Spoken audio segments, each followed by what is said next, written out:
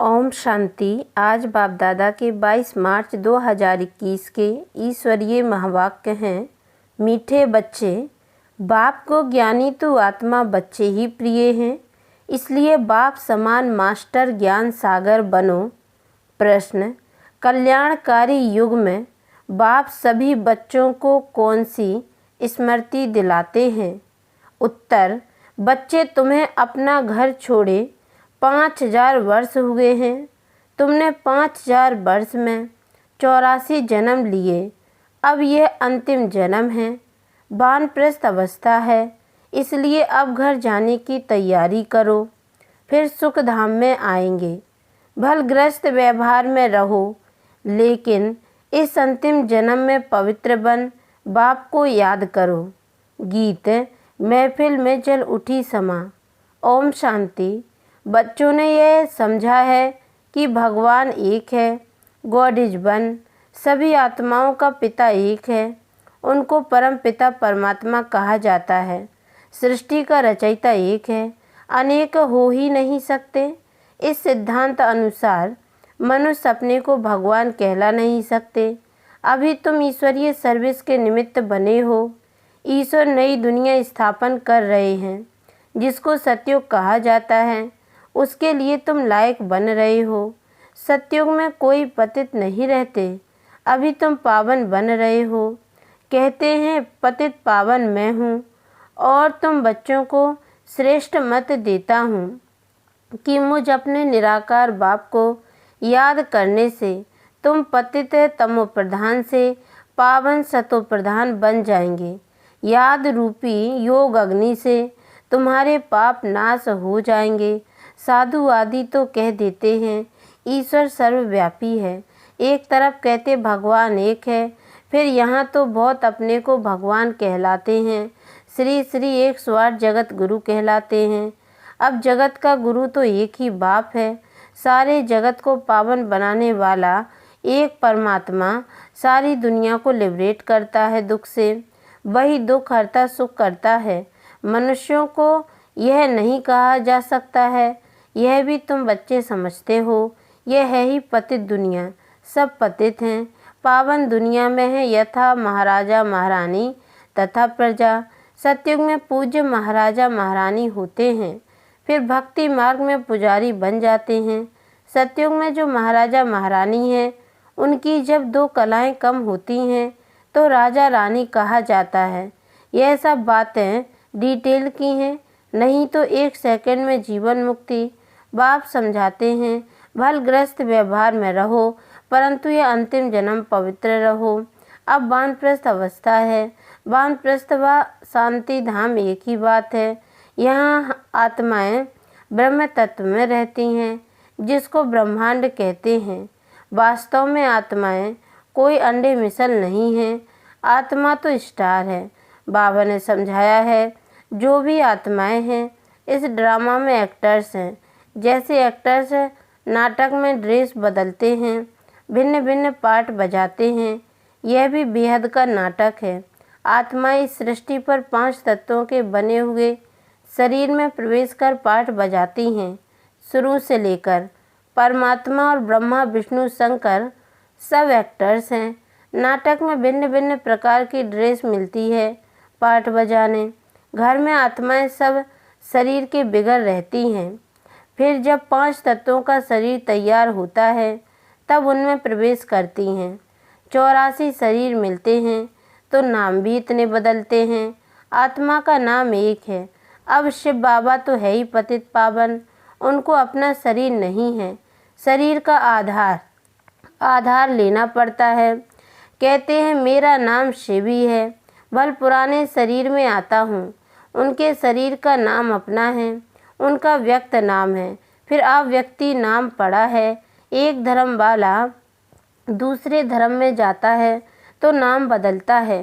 तुम भी शूद्र धर्म से बदल ब्राह्मण धर्म में आए हो तो नाम बदला है। तुम लिखते हो शिव बाबा थ्रू ब्रह्मा।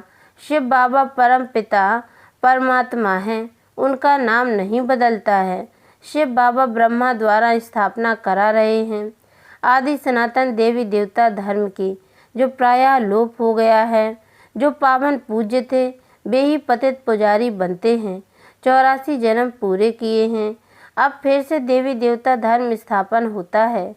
गाया हुआ है, परम पिता परमात्मा आकर ब्रह्मा द्वारा फिर से स्थापना कराते हैं, तो ब्राह्मण जरूर चाहिए।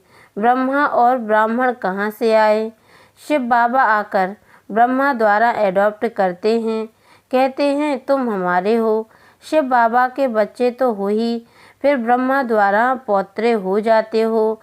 पिता तो एक है सारी प्रजा का, इतने सब बच्चे कुमार कुमारियां हैं, उनको शिव बाबा ब्रह्मा द्वारा एडॉप्ट करते हैं।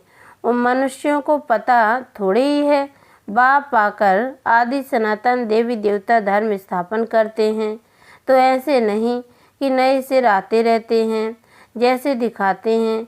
प्रलय हुई फिर पत्ते पर सागर में आया। अब यह तो सब कहानियाँ बनाई हुई हैं। यह वर्ल्ड की हिस्ट्री ज्योग्राफी रिपीट होती रहती है। आत्मा अमर है, उसमें पाठ भी अमर है, पाठ कभी घिसता नहीं है।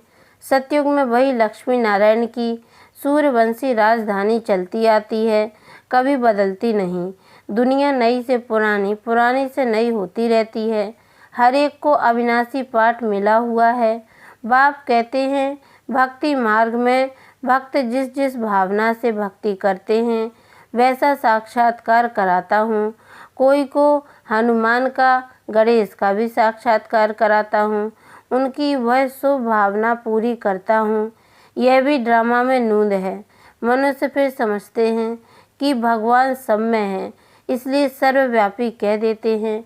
भक्त माला भी है। मेल्स में नारद शिरोमणि गाया जाता है, फीमेल्स में मीरा। भक्त माला अलग है, रुद्र माला अलग है, ज्ञान की माला अलग है। भक्तों की माला कभी पूजते नहीं है, रुद्र माला पूजी जाती है। ऊपर में है फूल, फिर मेरू, फिर है बच्चे जो राजगद्दी पर बैठते हैं। रुद्र माला ही विष्णु की माला है। भक्तों की माला का सिर्फ गायन होता है। यह रुद्र माला तो सब फेरते हैं। तुम भक्त नहीं ज्ञानी हो। बाप कहते हैं मुझे ज्ञानी तू आत्मा प्रिय लगते हैं। बाप ही ज्ञान का सागर है। तुम बच्चों को ज्ञान दे रहे हैं। माला भी तुम्हारी पूजी जाती है। 8 रत्नों का भी पूजन होता है, क्योंकि ज्ञानी तू आत्मा है तो उनकी पूजा होती है। अंगूठी बनाकर पहनते हैं, क्योंकि ये भारत को स्वर्ग बनाते हैं। पास में डोनर होते हैं तो उनका गायन है। 9वां दाना बीच में शिव बाबा को रखते हैं, उसको कहते हैं नवरत्न। यह है डिटेल की समझानी। बाप तो सिर्फ कहते हैं बाप और वर्षे को याद करो तो तुम्हारे विकर्म विनाश होंगे, फिर तुम चले जाएंगे। पतित आत्माएं पावन दुनिया में जा न सके। यहाँ सब पतित हैं। देवताओं के शरीर तो पवित्र निर्विकारी हैं, वह हैं पूज्य। यथा राजा रानी तथा प्रजा पूज्य है। यहाँ है सब पुजारी, वहाँ दुख की बात नहीं। उनको कहा जाता है स्वर्ग, सुखधाम। वहाँ सुख संपत्ति शांति सब थी, अब तो कुछ नहीं है, इसलिए इसको नर्क, उनको स्वर्ग कहा जाता है। हम आत्माएं शांति धाम में रहने वाली हैं, वहाँ से आती हैं पाठ बजाने। 84 जन्म पूरे भोगने पड़ते हैं। अभी दुख धाम है, फिर हम जाते हैं शांति धाम में, फिर सुख धाम में आएंगे। बाप सुख धाम का मालिक बनाने, मनुष्य से देवता बनाने पुरुषार्थ करवा रहे हैं। तुम्हारा यह है संगम युग। बाप कहते हैं मैं कल्प के संगम युगे आता हूँ, युगे युगे नहीं। मैं संगम युग में एक ही बार सृष्टि को बदलने आता हूँ। सतयुग था, अब कलयुग है, फिर सतयुग आना चाहिए। यह है कल्याणकारी संगम युग है। सबका कल्याण होना है। सबको रावण की जेल से छुड़ाते हैं, उनको दुख हरता सुख करता कहा जाता है। यहाँ सब दुखी हैं। तुम पुरुषार्थ करते हो सुख धाम में जाने के लिए। सुख धाम जाना है तो पहले शांति धाम में जाना है। तुमको पाठ बजाते बजाते 5000 वर्ष हुए हैं। बाप समझाते हैं तुमको अपना घर छोड़े 5000 वर्ष हुए हैं, उसमें तुम भारतवासियों ने 84 जन्म लिए हैं। अब तुम्हारा अंतिम जन्म है। सबकी वानप्रस्थ अवस्था है, सबको जाना है। गायन भी है ज्ञान का सागर व रुद्र। यह है शिव ज्ञान यज्ञ। पतित पावन शिव है, परमात्मा भी शिव है। रुद्र नाम भक्तों ने रख दिया है, उनका असल नाम एक ही शिव है। शिव बाबा प्रजापिता ब्रह्मा द्वारा स्थापना करवाते हैं। ब्रह्मा एक ही है, यह पतित फिर वही ब्रह्मा पावन बनता है तो फरिश्ता बन जाता है। जो सूक्ष्म वतन में दिखाते हैं वह दूसरा ब्रह्मा नहीं है, ब्रह्मा एक है। यह व्यक्त वह अव्यक्त, यह संपूर्ण पावन हो जाएंगे तो सूक्ष्म वतन में देखेंगे वहाँ हड्डी आदि होती नहीं। जैसे बाबा ने समझाया था, जिस आत्मा को शरीर नहीं मिलता है तो भटकती रहती है, उनको भूत कहते हैं। जब तक शरीर मिले तब तक भटकती है, कोई अच्छी होती है कोई बुरी होती है। तो बाप हर एक बात की समझानी देते हैं, वह ज्ञान का सागर है तो जरूर समझाएंगे ना। 1 सेकंड में जीवन मुक्ति है, अल्फ और बे को याद करो तो सेकंड में जीवन मुक्ति का वर्षा मिलेगा। कितना सहज है, नाम यह सहज राजयोग। वह समझते हैं भारत का योग यह था, परंतु वह सन्यासियों का हठ योग है। यह तो बिल्कुल ही सहज है, योग माना याद है, उनका है हठ योग है, यह है सहज। बाप कहते हैं मुझे इस प्रकार याद करो, कोई लॉकेट आदि लगाने की दरकार नहीं है। तुम तो बच्चे हो बाप के, बाप को सिर्फ याद करो। तुम यहाँ पाठ बजाने आए हो, अब सबको वापस घर जाना है, फिर वही पाठ बजाना है। भारतवासी सूर्यवंशी, चंद्रवंशी, वैश्यवंशी, शूद्रवंशी बनते हैं। इस बीच में और धर्म वाले भी आते हैं। 84 जन्म तुम लेते हो, फिर तुमको ही नंबर 1 में जाना है। फिर तुम सतयुग में आएंगे तो और सभी शांति धाम में होंगे। और धर्म वालों के वर्ण नहीं हैं, वर्ण भारत के ही हैं।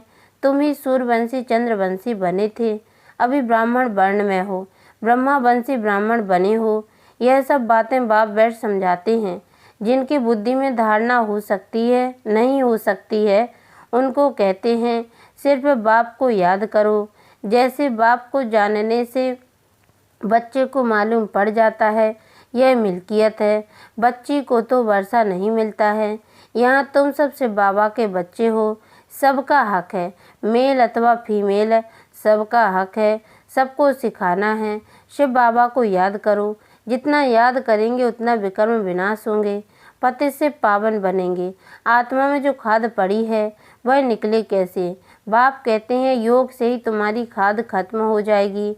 यह पति शरीर तो यहाँ ही छोड़ना है, आत्मा पवित्र बन जाएगी, सब मच्छरों सदृश जाएंगे। बुद्धि भी कहती है सतयुग में बहुत थोड़े रहते हैं, इस विनाश में कितने मनुष्य मरेंगे, बाकी थोड़े जाकर रहेंगे। राजाएं तो थोड़े रहेंगे, बाकी 9 लाख प्रजा सतयुग में रहती है। इस पर गाते भी है ना, 9 लाख तारे यानी प्रजा। झाड़ पहले छोटा होता है फिर वृद्धि को पाता है। अभी तो कितनी आत्माएं हैं, बाप आते हैं सबका गाइड बन ले जाते हैं। अच्छा, मीठे मीठे से की लदे बच्चों प्रति माता पिता बाप दादा का याद प्यार और गुड मॉर्निंग।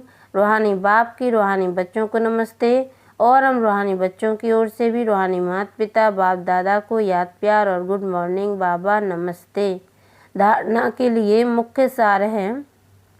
पहली पॉइंट है योग अग्नि से विकर्मों की खाद को भस्म कर पावन बनना है। अब वानप्रस्थ अवस्था है, इसलिए वापस घर जाने के लिए संपूर्ण सतो प्रधान बनना है। नंबर 2, इस कल्याणकारी युग में बाप समान दुख हरता सुख करता बनना है। वरदान, साधारणता को समाप्त कर महानता का अनुभव करने वाले श्रेष्ठ पुरुषार्थी भव। जो श्रेष्ठ पुरुषार्थी बच्चे हैं उनका हर संकल्प महान होगा, क्योंकि उनके हर संकल्प श्वास में स्वतः बाप की याद होगी। जैसे भक्ति में कहते हैं अनहद शब्द सुनाई दे, आज अपा जाप चलता रहे, ऐसा पुरुषार्थ निरंतर हो, इसको कहा जाता है श्रेष्ठ पुरुषार्थ। याद करना नहीं, स्वतः याद आता रहे, तब साधारणता खत्म होती जाएगी और महानता आती जाएगी। यही है आगे बढ़ने की निशानी। स्लोगन, मनन शक्ति द्वारा सागर के तले में जाने वाले ही रत्नों के अधिकारी बनते हैं। ओम शांति।